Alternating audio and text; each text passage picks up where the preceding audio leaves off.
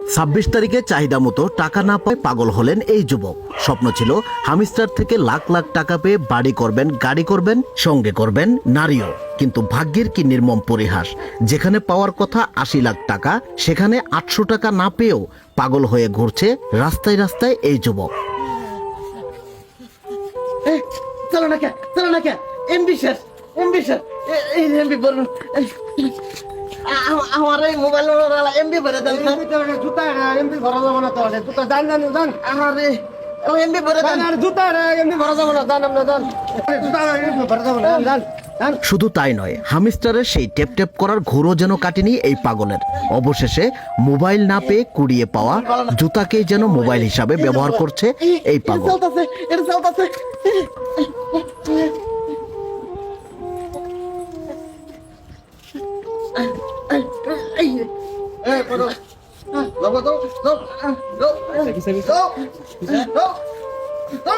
কথায় আছে, লোভে পাপ, পাপে মৃত্যু।